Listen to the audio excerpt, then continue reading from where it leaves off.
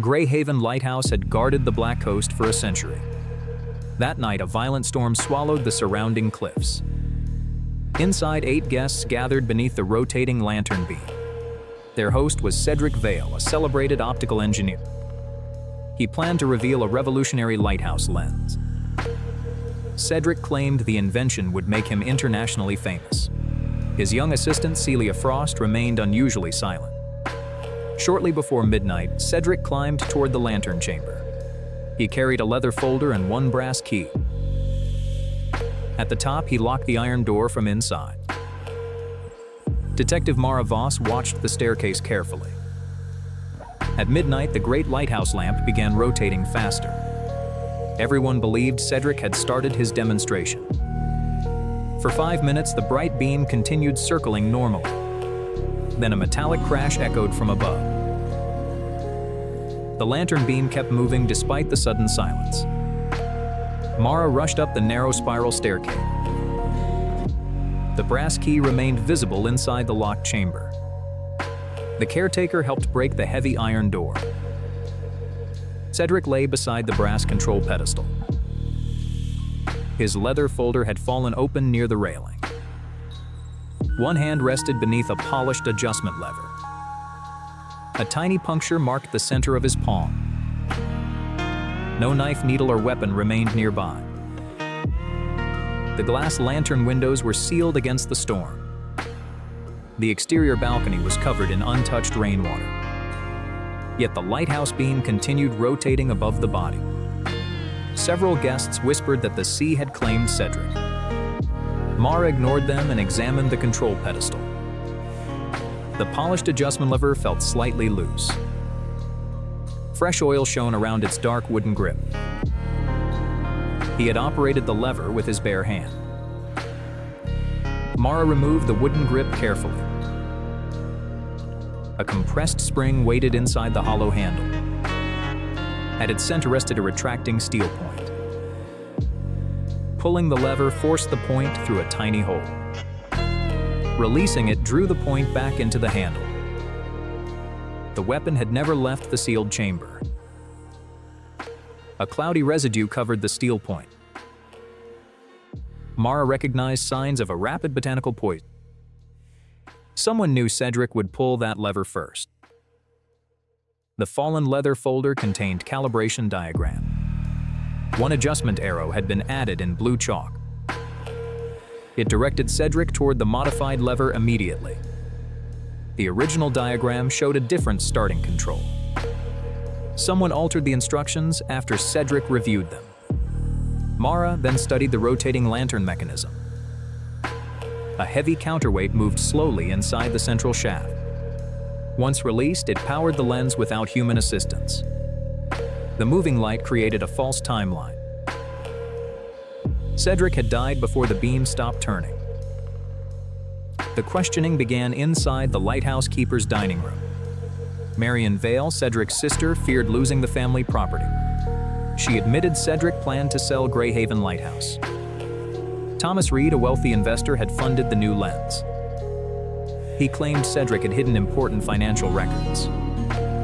Old keeper Jonah Bell controlled every lighthouse key.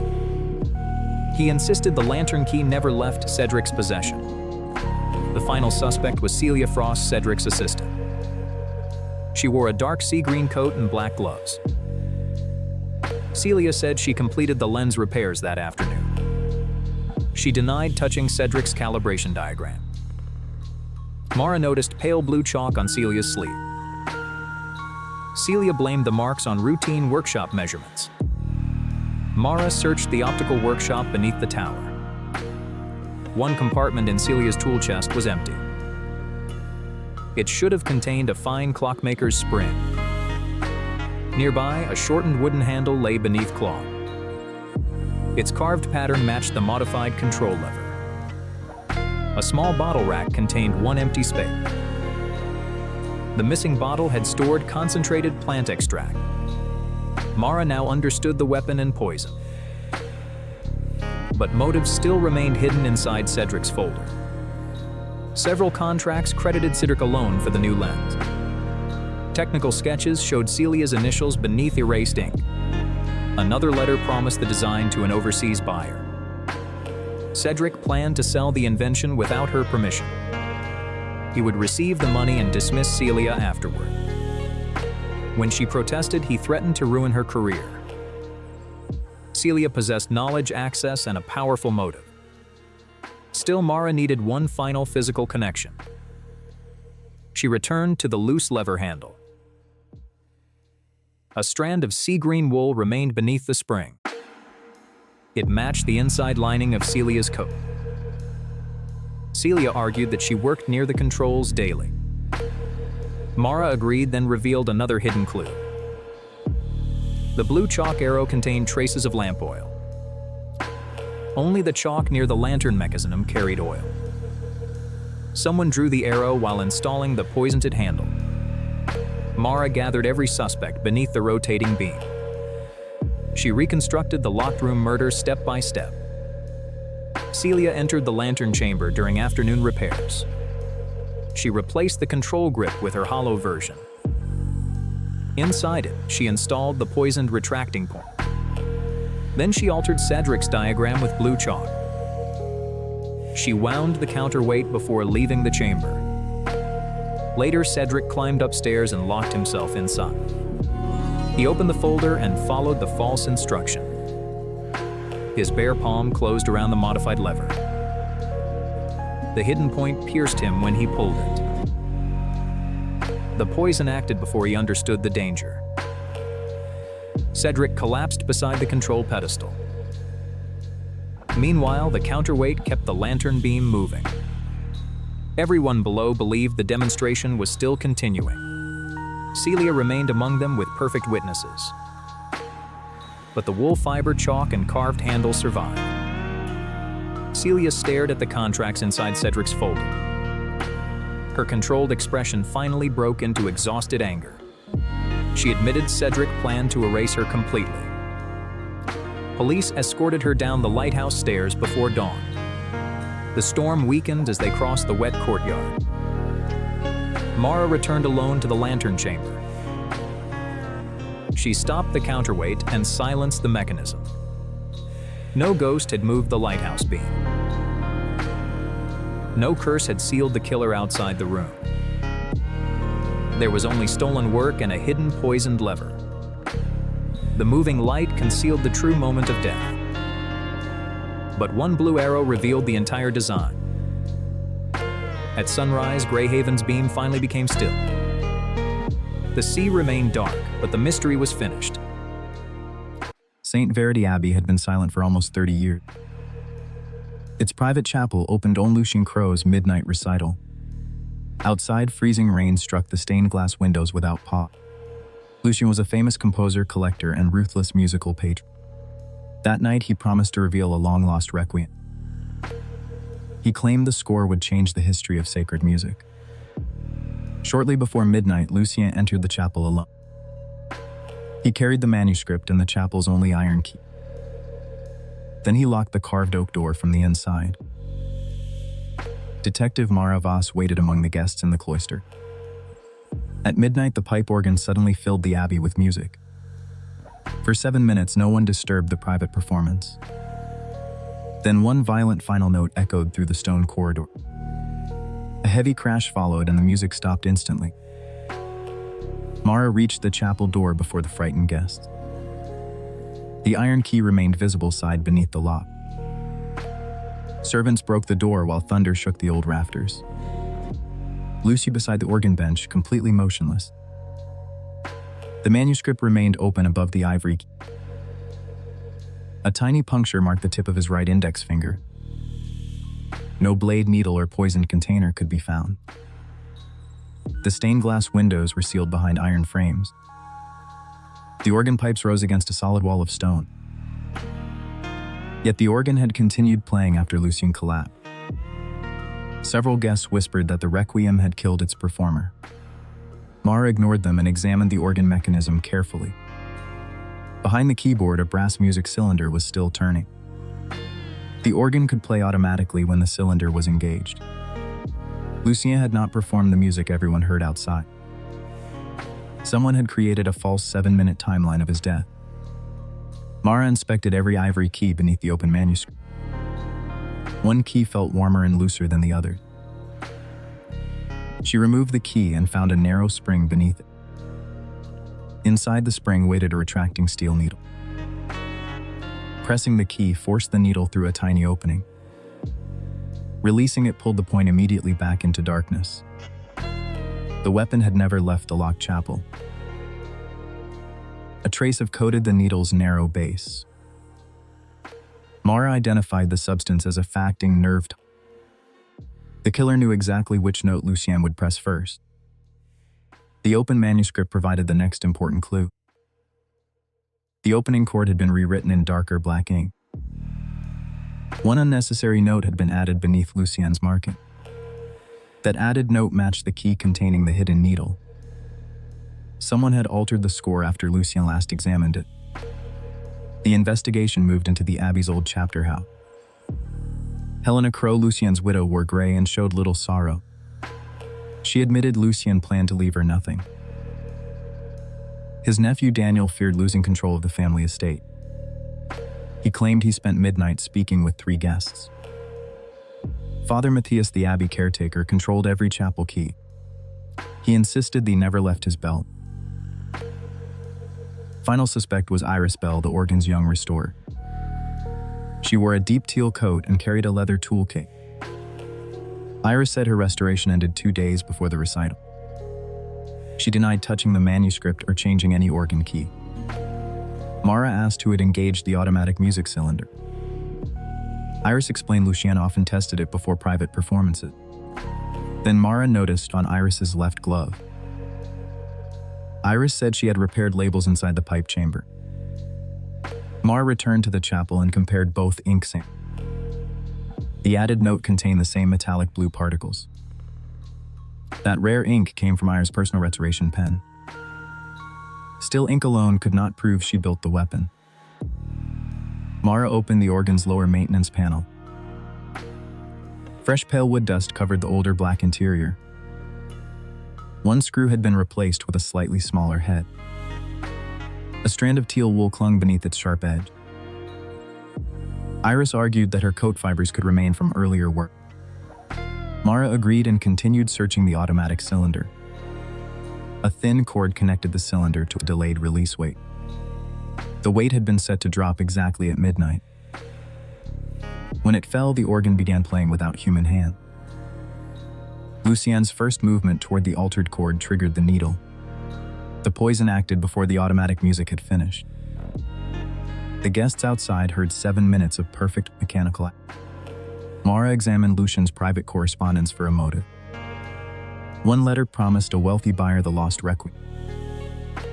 Another ordered Iris to surrender every original. The supposedly ancient music was not ancient at all. Iris had composed it during the organ's restoration. Lucien planned to present her work as a historic discovery. He would gain fame while Iris received neither credit nor payment. When she objected, Lucien threatened to end her career. But Mara required one final connection. She inspected the leather toolkit beside Iris. One compartment should have contained a fine voicing needle. The slot was empty, but a broken clasp remained inside. Its shape matched the retracting needle hidden beneath the key. Iris said the tool had disappeared several weeks earlier. Mara placed the clasp the weapon's engraved base. Both pieces formed one continuous decorative pattern. The murder needle had been cut from Iris's missing tool. Mara had reconstructed the crime step by step. Iris entered the chapel during the final restoration inspection. She replaced one organ key and installed the hidden spring. Then she altered the manuscript with her metallic blue ink. She connected the music cylinder to the delayed release weight. Lucien later entered alone and locked the chapel door himself. He opened the score and prepared to perform at midnight. The falling weight started the automatic requiem behind him. Lucien pressed the added opening note and triggered the needle. The toxin entered his finger before he understood the danger. He collapsed while the organ continued its mechanical performance. Iris remained by Witt's sides for 7 minutes. She believed the music would establish a perfect time of death. But the loose key, altered ink, and broken tool remained. Iris stared at the stolen manuscript in Mara's. Her calm expression finally gave way to bitter exhaustion. She admitted Lucien had intended to erase her completely. Police escorted her through the cloister before the storm ended.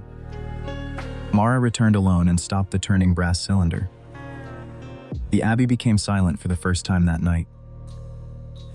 No cursed requiem had killed Lucien Crowe. No spirit had played the organ behind the locked door. There was only stolen music and a hidden mechanical needle. The false performance had concealed the true moment of death. But one unnecessary exposed the entire design. By dawn, rainwater shone across the abbey courtyard. The final music faded, but the evidence remained perfectly clear. On winter's first night, Ravenhall Manor hosted a private gathering. Outside, heavy snow buried the road and silenced the forest. Inside, 12 guests dined beneath chandeliers and ancestral portraits. Their host, Dr. Julian Harrow, was a brilliant, feared botanist. He promised to reveal a discovery worth an enormous fortune. Before midnight, Harrow left dinner and entered his glass conservatory. He ordered servants to lock the outer hall behind him. Minutes later, a terrible scream shattered the ballroom music. The guests rushed over and found the conservatory doors locked. Through glass, they watched Harrow collapse beside the white orchid. They broke the doors open, but Harrow was already dead. His face was pale, with one hand clutching his throat. An overturned chair lay beside tables covered in laboratory notes. A shattered silver watch rested near his polished black shoes. Thick frost sealed every conservatory window from the inside. Outside, untouched snow surrounded every wall without footprints. No weapon, intruder, or hidden passage appeared anywhere inside. Detective Mara Voss arrived before the blizzard closed the road. The room smelled of damp soil, smoke, and sweet perfume. At first, Harrow's death seemed to be caused by poison. Yet no glass, needle, powder, or poisoned food remained. Only the white orchid stood untouched beneath a brass lamp. Voss crouched beside Harrow and examined his broken pocket watch. Its hands had stopped at precisely 11:43. Yet its dry, clean mechanism was still working perfectly. Someone stopped the hands, then deliberately smashed the glass. Therefore, the apparent time of death had been staged. Voss noticed a thin burn circling Harrow's right wrist. Nearby, a copper watering pipe vanished beneath the floor. The pipe connected every flower bed to the central boiler. Normally, warm vapor protected the conservatory's delicate tropical plants. That night, however, the pipe felt cold through her glove. Someone had disabled the heating shortly before Harrow's murder. Voss questioned everyone inside Ravenhall's dark wood-paneled library. Lady Evelyn, Harrow's sister, admitted fearing his announcement. She believed Julian planned to sell their family estate immediately. Professor Crane insisted their valuable research belonged equally to him. Thomas, the young gardener, said Harrow threatened to dismiss him. The housekeeper confessed several keys had disappeared that afternoon. One guest remained unnaturally calm through every uncomfortable question. She was Clara Bell, Harrow's quiet personal assistant. Clara claimed she spent the evening copying letters upstairs. Voss trusted calm witnesses less than visibly frightened ones. She returned alone and inspected every label in the conservatory. One label beneath the white orchid had been recently replaced. Its handwriting was neat, but the scientific name was wrong. Expert botanist Harrow would never make such a simple mistake. Beneath the false label, Voss discovered a narrow metal switch. It controlled a hidden cabinet inside the flower stand. Crane explained Harrow used the cabinet during private presentations. It released warm mist around rare plants for dramatic effect. Yet police found the cabinet's mist reservoir completely empty. On its brass nozzle, Voss discovered faint crystalline residue. It carried the same sweet scent lingering throughout the room. The substance was vaporized plant toxin, not ordinary perfume. Heated into mist, it attacked the lungs within seconds. Harrow had unknowingly activated the hidden device himself. The killer never needed to enter the locked conservatory. Someone had filled the hidden reservoir before dinner began. Then they replaced the orchid label, concealing the control switch. When Harrow pressed it, the cabinet released deadly vapor. Yet one question remained: why were the copper pipes cold? The answer waited beneath the conservatory, inside the boiler room. Normally, the heating system created powerful upward air currents. Those currents carried dangerous vapor harmlessly toward the roof vents. Shutting down the boiler kept the poisonous mist low. It gathered around Harrow as he leaned over the orchid. The sealed glass walls trapped the toxin completely around him. Voss searched the boiler room for signs of recent activity. A fresh black oil stain marked the main control wheel. Nearby, dark blue wool thread clung to a rough bolt. Evelyn wore red, crane gray, and Thomas wore brown. Only Clara had arrived wearing a dark blue wool coat. Voss wondered how Clara entered the restricted boiler room. The housekeeper's missing keys supplied the next crucial clue. One returned key carried soft white wax within its grooves. Someone had pressed it into wax, creating an exact copy. Police searched Clara's desk and found unused ceiling candles. One candle showed the impression of a long iron key. Clara copied the boiler key without permanently taking it. Still, she argued that many servants used sealing wax daily. Her confidence held until Voss revealed the shattered watch. Clara's eyes moved toward the clock before she could stop. The watch marked Clara's planned alibi, not Harrow's death. At 11:43, a maid supposedly visited Clara upstairs. The maid remembered visiting, but could not confirm the minute. Clara had stopped Harrow's watch to create a false timeline. She wanted everyone believing Harrow died while she was upstairs. In truth, the poison trap was prepared hours earlier. Clara's location during Harrow's death proved absolutely nothing. Voss unfolded financial letters discovered inside Harrow's locked desk. They proved Clara helped create his most valuable formula. Harrow planned to claim it and dismiss her unpaid. He also intended to destroy every record of her contribution. Clara had worked silently for years behind Harrow's celebrated name.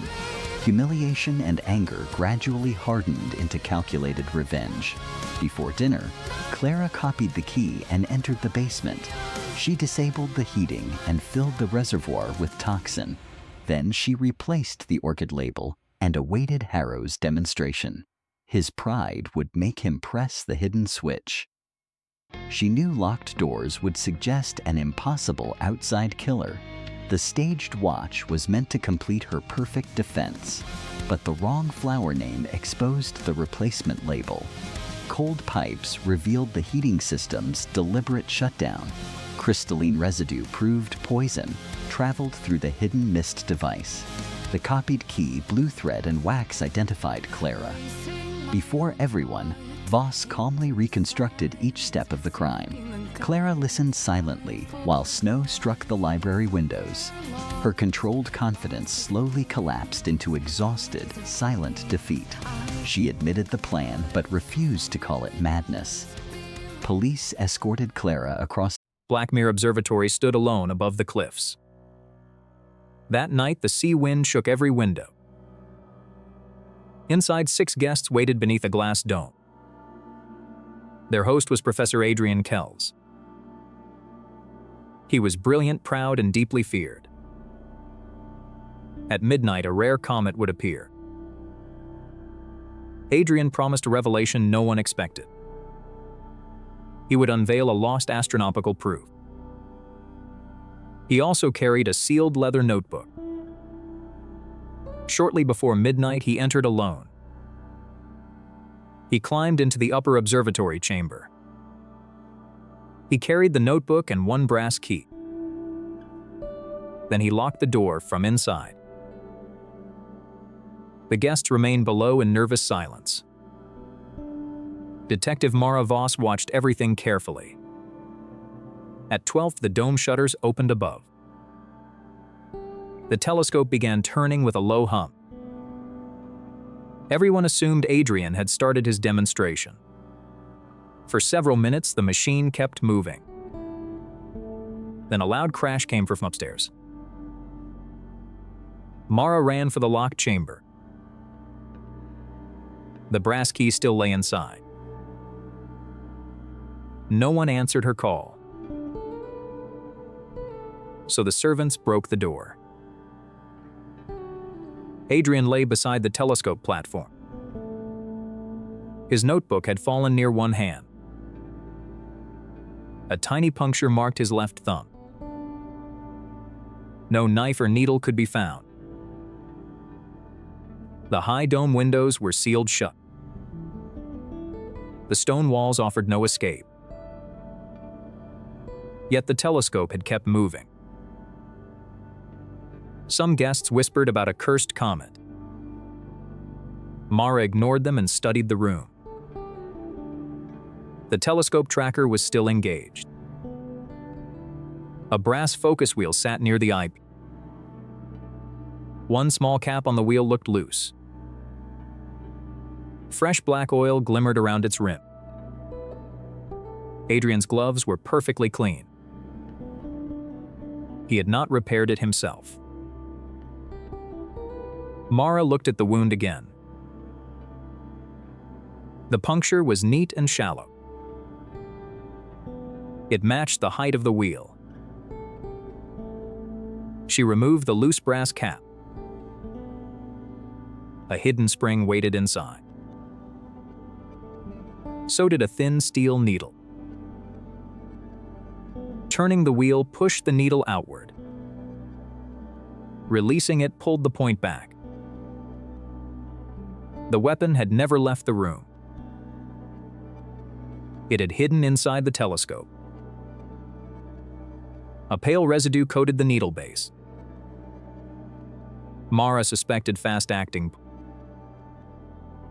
But one question still remained. Why did the telescope keep moving? Behind the mount hung a weighted chain. The tracker used a clockwork drive. Once wound, it moved by itself. The machine created a false timeline. Adrian likely died much earlier. Mara opened the fallen notebook.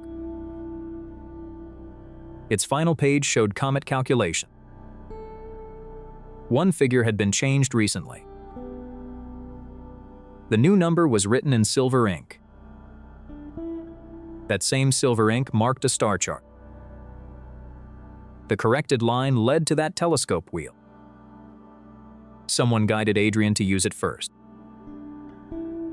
The questioning began in the lower library. Evelyn Kells admitted fearing Adrian's announcement. She believed he would cut her out. Leo Kells owed money across the city. He wanted Adrian's support and permission. Mr. Haynes guarded the observatory key. He swore the brass key stayed upstairs. The final suspect was Nora Finn. She had restored the telescope recently. She wore a teal coat and gloves. She answered calmly and very precisely. Nora said the telescope was fully repaired. She denied touching Adrian's notebook. Mara noticed silver ink on Nora's cuff. Nora blamed an old calibration pen. The answer sounded possible but careful. Mara searched Nora's workbench. One tool slot stood completely empty. It should have held a fine gauge pin. Nearby lay a cut piece of spring metal. It matched the spring inside the wheel. A tiny vial rack had one gap. The missing vial label read belladonna extract. Mara now had method and poison. she still needed the motive. Adrian's desk supplied the answer. Hidden letters lay under the blotter. They praised Nora's original comet work. But Adrian signed every page himself. Another letter promised a foreign buyer. Adrian planned to sell the discovery alone. He would claim Nora's calculations as his own. He also planned to dismiss her publicly. The sealed notebook was his final betrayal. Mara returned to the observatory chamber. She examined the tracker chain closely. Its weight had been freshly wound. Only a restorer knew that mechanism. Nora had worked there for weeks. Mara found one more clue. A teal fiber clung inside the wheel. It matched Nora's coat exactly. Before everyone, Mara rebuilt the crime. Nora entered during afternoon maintenance. She hid the needle in the focus wheel. She loaded it with belladonna poison. She rewrote one number in silver ink. That change forced Adrian's first movement. She wound the tracker before leaving. Later, Adrian entered and locked himself inside. He opened the dome for the comet. Then he reached for the focus wheel. The hidden needle pierced his thumb. He collapsed while the tracker kept moving. And the false motion fooled everyone. That night, a violent storm swallowed the isolated Blackwood Manor. Rain hammered the windows while thunder shook its ancient stone walls. Inside, pale yellow lamps barely touched the endless shadowed corridors. Then a strange crash echoed from the master's private study. A frightened maid hurried toward the sound and tried the door. It would not move because it was locked from the inside. She called the others, and together they forced the heavy door. What waited beyond it silenced every person in the hallway. The master sat motionless beside his desk, already dead. Loose papers covered the carpet like fragments of a broken secret. A drinking glass lay overturned near one trembling hand. Beside the chair, a large pool of water reflected the firelight. A tiny wound marked the center of the victim's chest. It was small, clean, and deep enough to kill instantly.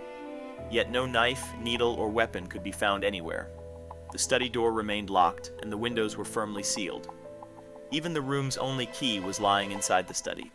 A murder had occurred where no murderer could possibly enter. Before midnight, Detective Elias Ward arrived through the pouring rain. He removed his wet coat and silently studied every frightened face. Unlike the others, he did not begin with the body. His attention settled first on the mysterious water beside the chair.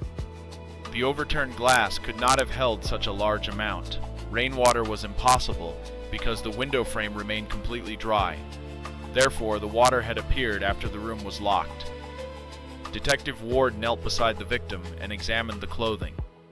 The hole in the shirt was narrow, smooth, and unusually precise. Something sharp had pierced straight through cloth, flesh, and bone. But the weapon itself had vanished without leaving a single fragment. How could a The killer woman in remove it red from a admitted sealed arguing room? with the victim earlier. That question turned every She witness claimed into a she left the possible study suspect. long before the fatal moment. An older man confessed that money had damaged their friendship. Other relatives insisted they remained inside their bedrooms during the storm. The maid said she only delivered tea before hearing the crash. One young man, however, could barely control his nervous breathing. He avoided the detective's eyes and answered every question too quickly. His name was Adrian Vale, the victim's troubled young nephew. Each witness offered an explanation that sounded reasonable on its own, but the detective sensed that everyone was hiding something important. The master had recently changed several legal and financial documents. Names were crossed out, signatures replaced, and payments suddenly canceled. Someone inside the manor was about to lose everything. More than one person had wished the master permanently silent. Detective Ward returned to the study and closed the door. He inspected the lock, the hinges, and every wooden panel. No wire had turned the key from outside the room. No hidden passage waited behind the bookshelves or painted walls. The windows had not opened, and the chimney was far too narrow. Then the detective slowly raised his eyes toward the ceiling. Above the chair was a square iron ventilation grill. The victim's position stood almost perfectly beneath that dark opening. For the first time, the impossible murder gained a possible direction. Ward requested the manor's original architectural plans from the basement. The ventilation shaft connected the study to an unused upper service area. A narrow storage loft ran directly above the locked room. Near that loft, investigators discovered an old wooden ladder. Most of its steps carried a thick blanket of undisturbed dust, but several marks had been freshly rubbed by hands and shoes. Someone had climbed that ladder during the night of the murder.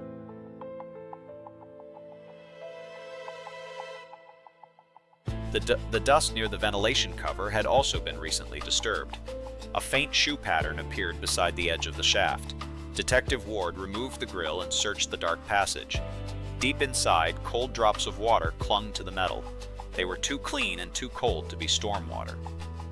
Scratches showed the grill had been opened, then quickly replaced. Now the water, the wound, and the ceiling became connected. But one final question remained. What had traveled through the shaft?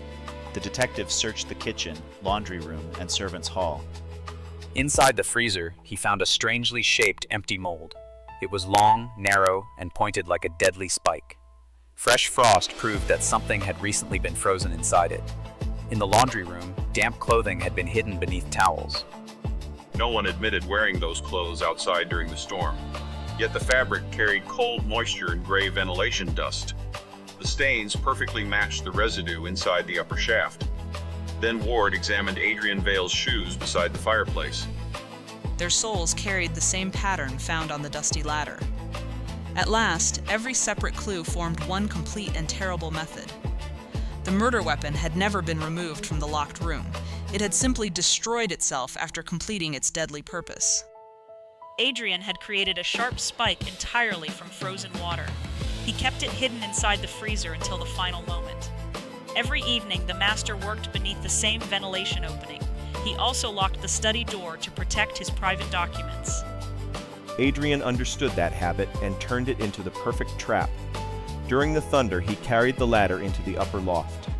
The storm concealed every footstep, scrape, and movement above the room. He opened the grill and lowered the frozen spike into position. From the shaft, he struck without ever entering the study. The weapon pierced the victim's chest and caused immediate death. Adrian withdrew his tools, replaced the grill, and hid the ladder. He believed the locked door would make the crime supernatural. But he had forgotten the blazing fireplace beside the victim. Heat slowly melted the weapon after it fell into the room. The ice became water and gathered beside the dead man's chair. That explained the missing weapon and the strangely clean wound. It also explained why the pool was larger than the glass. Before the household, Detective Ward reconstructed the entire impossible crime. He showed them the locked door, sealed windows, and ceiling grill. He revealed the disturbed ladder, the freezer mold, and damp clothing. He placed Adrian's shoe beside the matching print in the dust. Together, they created only one path, leading directly to Adrian. The young man's face drained of color as the truth emerged. The altered documents proved his inheritance was about to disappear. The master had threatened to expose debts Adrian could never repay. Anger, fear, and desperation had shaped his cold-blooded plan. He trusted melting ice to erase every trace of the weapon. He never imagined that melted water would become the strongest evidence. Confronted with the dust, shoes, clothing, and freezer, Adrian surrendered. Police led him from the manor before the storm had ended. The remaining guests watched in silence, shocked by his hidden hatred. Near dawn, the rain weakened and the clouds began to separate. Detective Ward stepped outside as sunlight touched the ancient roof. Behind him, the locked room no longer held any mystery. No ghost had crossed the walls, and no magic erased the weapon. There had only been careful planning, frozen steel like ice and heat. A deadly spike had vanished, but its water remained behind. And sometimes, what disappears becomes the clearest evidence of all.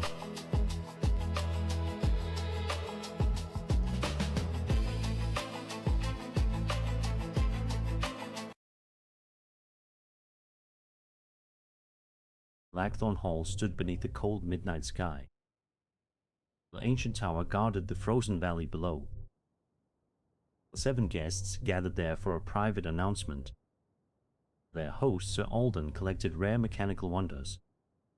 He would reveal a new will and restored clock. Before midnight, Alden climbed alone into the tower, locked the heavy iron door from inside. Lo, the guests felt the great clock trembling. The first chime rolled across the frozen valley. A second followed, then a louder third chime. Everyone expected silence after the 12th midnight strike. Instead, a 13th chime shook the entire tower. Then a sharp cry sounded behind the locked door. Detective Maravos immediately raced up the stairs. The tower key lay visible inside the room. No one answered, so servants broke the lock. Alden sat motionless beneath the enormous clock. The fallen chair lay beside the inspection table. A tiny wound marked his upper chest. But yet no weapon remained anywhere inside the locked room. A narrow window was frozen shut high above ground. These stone walls offered no passage or hidden door. Only the massive clock machinery continued moving behind him. R ordered every guest to remain inside Blackthorn Hall. She first investigated the impossible 13th midnight chime. The clock mechanism could strike only 12 times. But someone had altered it before Alden entered the chamber. Mara found fresh brass dust. The newly oiled screw rested on the stone floor. Alden's spotless gloves proved he never touched the screw. Mara noticed the wound followed a perfectly straight angle. The object had struck directly from the front. The open floor before Alden was completely empty. Above his chair stood a decorative mechanical knight. Hour it raised a harmless brass lance. Bar watched the clockwork figure slowly reset itself. The one lance section had been polished very recently. Dark stain marked the narrow slot behind it. Someone had turned the knight into a concealed weapon. Lara began questioning suspects inside the candlelit drawing room. Lady Beatrice feared losing her inheritance under Alden's will. She admitted arguing with her father about the will. Edmundshaw hid enormous debts from reckless gambling. He claimed 3 witnesses saw him drinking at midnight. Thomas Pike had maintained the tower clock for decades. Another expert had helped restore it the previous month. Lydia Marlowe, a gifted mechanical engineer. Lydia answered calmly, hiding every trace of nervousness. She said Alden dismissed her before the evening meal. Lydia, all restoration work was complete. Claire asked why fresh brass dust remained inside. Lydia blamed Jonas, then glanced quickly toward him. Lara returned upstairs and examined the clock's strike wheel. 12 deep notches controlled the 12 midnight chimes. A temporary metal tooth sat beside the final notch. That extra tooth had created the 13th strike. It also engaged a secondary gear behind the clock. Thin rods connected that hidden gear to the knight. 13th chime, its lance drove forward. The polished section slid outward like a narrow piston. It extended through the slot toward Alden's chair. The strong spring immediately pulled the lance backward. The hidden weapon had never left the locked room. It simply returned inside the clockwork knight afterward. Mara measured the lance against Alden's seated wound. Their alignment matched within the width of 1 coin. The chair required 1 exact position for the strike. The fresh scratches proved someone had moved it recently. The clean rectangle revealed its original place farther left. The killer positioned it directly before the hidden lance. The mechanism alone could not identify its maker. Mara entered the restoration workshop beside the tower. The drawer held several custom-made brass gear teeth. One empty compartment matched the tooth inside the clock. The file bore fresh brass residue. Nearby, Mara found a spool of black spring wire. The same wire controlled the lance's automatic return. Jonas admitted he and Lydia shared the workshop. Either restorer could have prepared the deadly modification. Mara lifted the oily screw carefully with tweezers. The tiny fiber remained trapped beneath its damaged head. In magnification, the fiber proved dark green wool. It wore a rough brown work jacket. Lydia alone wore a distinctive dark green wool coat. They argued old fibers could remain inside the machinery. Mara calmly acknowledged that her explanation was possible. Then Mara produced a sealed contract from Alden's papers. It transferred Lydia's patent rights without any payment. Lydia had confronted Alden after discovering his betrayal. He threatened to destroy her career if challenged.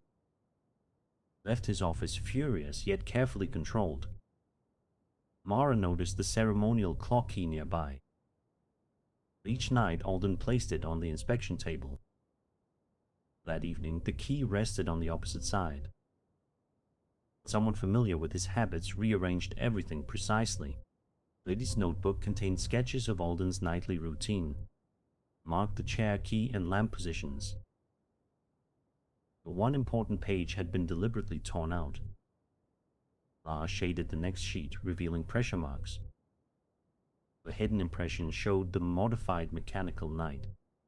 It included the extra tooth and retracting spring. Mara gathered the guests and reconstructed the murder. Before dinner, Lydia secretly entered the tower workshop. She installed the temporary tooth inside the strike wheel. Then she modified the lance and repositioned the chair. Later, Alden entered alone and locked the iron door. They sat down and placed the clock key nearby. Alden waited beneath the clock face as midnight approached. The 13th chime activated Lydia's hidden secondary gear. Light struck once, then instantly retracted its lance. Downstairs, witnesses believed Lydia could not be responsible. But brass dust, green wool, and drawings remained. Lydia's confidence collapsed when Mara revealed the notebook. She admitted preparing the mechanism over several weeks. Police escorted Lydia through the snow before sunrise. Behind them, the ancient gears continued turning calmly. The locked tower contained no ghost or invisible assassin. Only gears, timing, and one carefully positioned chair. The 13th chime was never an accidental mistake. It was the deadly moment Lydia had engineered. Ashcombe Manor opened its portrait gallery only once each year. That winter night rained every window with silver streams. 20 ancestral faces watched the invited guests enter in silence. Their host was Victor Lang, a ruthless collector of stolen masterpieces. He promised to reveal the truth behind his most valuable portrait. The painting showed a pale woman wearing a black pearl necklace. Local servants called her the widow of Ashcombe Hall. They believed anyone who unveiled her at midnight would soon die. Victor laughed at the legend and dismissed every frightened warning. Before midnight, he entered the portrait gallery completely alone. He carried one envelope, one candle, and Gary's. Then he locked the heavy oak door from the inside. The guests waited in the adjoining ballroom beneath fading music. At 12, a bell rang once from inside the sealed gallery. A moment later, Victor screamed and something heavy struck the floor. Detective Mara Voss reached the locked door before anyone else. The key remained visible inside beneath the brass lock. Servants broke the door while thunder rolled across the manor. Victor sat lifeless in a carved chair before the unveiled portrait. His candle still burned beside the sealed envelope on a table. One hand rested against the chair's carved wooden lion. A tiny puncture marked the inside of his right wrist. No blade, needle, or poisoned container could be found nearby. The gallery windows were latched and painted shut decades earlier. Every portrait frame remained fixed against the solid stone wall. The strange black pearl painting appeared to be watching the body. Several guests whispered that the legendary widow had claimed another victim. Mara ignored the superstition and examined the chair. The carved lion's mouth contained a narrow, polished opening. Inside it, she discovered one fresh drop of amber liquid. Mara measured the opening against the puncture on Victor's wrist. The two positions aligned perfectly when his arm rested naturally. But no weapon remained inside the lion's mouth. Only a thin metal channel disappeared into the chair's wooden back. The detective followed the channel toward the floor beneath the chair. Fresh scratches showed the chair had recently been moved forward. Someone had positioned Victor in one exact place before midnight. Mara then examined the curtain cord beside the mysterious portrait. The blue silk cord had been replaced with newer material. Several fibers were trapped inside a brass pulley above the frame. Pulling the cord would unveil the painting at midnight. But it also moved something hidden beneath the floorboards. Mara removed one loose board behind the carved chair. Below waited a narrow spring wire and sliding steel needle. The needle connected directly to the lion's concealed metal channel. When the curtain cord moved, the spring drove the needle forward. The point entered Victor's wrist through the carved lion's mouth. A second spring immediately pulled the needle back beneath the floor. It simply returned to its hiding place after delivering poison. Mara collected the liquid and confirmed a fast-acting botanical toxin. Someone had prepared the entire mechanism before Victor entered alone. The questioning began inside Ashcombe Manor's long mirrored ballroom. Celeste Lang, Victor's widow, wore silver and showed little grief. Victor planned to remove her completely from his new will. Marcus Lang, his younger brother, had recently lost a fortune. He claimed Victor refused every request for financial help. Owen Price, the gallery curator, feared an approaching criminal investigation. Several painting his care had suspicious ownership records. The final suspect was Elise Rowan, Victor's private art restorer. She wore a dark violet stained with traces of pigment. Elise said she left the portrait gallery before sunset. Mara asked who had replaced the blue curtain cord. Owen claimed Victor ordered the replacement 3 days earlier. Elise quietly said she had never touched the new cord. The detective noticed wax beneath one of Elise's fingernails. Elise explained that restorers wax on antique frame. Her answer was reasonable, but her hands began to tremble. Mara returned to the gallery and opened Victor's sealed envelope. Inside was a prepared speech about the Black Pearl portrait. Victor intended to announce that the painting was an extraordinary forgery. The speech accused Elise of creating it without his knowledge. Mara found this convenient story almost impossible to believe. Victor had purchased the painting secretly only 6 months earlier. Financial records showed he paid Elise large unexplained amount. He had ordered the forgery and planned to sell it overseas. When investigators approached, he decided Elise would take the blame. The speech would protect his reputation and destroy her career. Elise now possessed anger, opportunity, and expert restoration. But Mara still needed evidence connecting her to the mechanism. The answer waited inside the portrait's heavy wooden frame. One corner contained a recent patch of violet-colored filler. The filler matched material used exclusively in Elise restoration kit. Behind the patch, Mara found a tiny tunnel through the frame. The blue cord wire passed through that tunnel toward the floor. Someone had disguised the mechanical connection as restoration work. A small knot joined the cord to the hidden trigger wire. The knot was known as a conservator's binding hitch. Elise had demonstrated that exact knot in her restoration handbook. Still, she argued that other experts could copy her technique. Mara agreed and revealed the final clue from Victor's candle. A faint violet fingerprint marked the candle's brass holder. The same pigment covered the cuff inside Elise's dark coat. Elise had moved the candle while preparing the chair and mechanism. She had placed it so Victor would sit in the correct position. Before everyone, Mara reconstructed the locked room murder carefully. Elise entered the gallery during the afternoon restoration period. She installed the needle springs and wire beneath the floor. Then she moved the carved chair into the weapon's precise path. She replaced the curtain cord and connected it to the trigger. That night, Victor entered and locked the door behind himself. He sat down, lit the candle, and opened his paired. At midnight, he pulled the cord to unveil the famous portrait. The hidden mechanism drove the poisoned needle into his wrist. The needle retracted before his body struck the chair. The bell rang because Victor's falling hand hit its table. Everyone outside believed the portrait's curse had killed him. Elise remained in the ballroom, surrounded by perfect witnesses. But wax violet filler pigment told another story.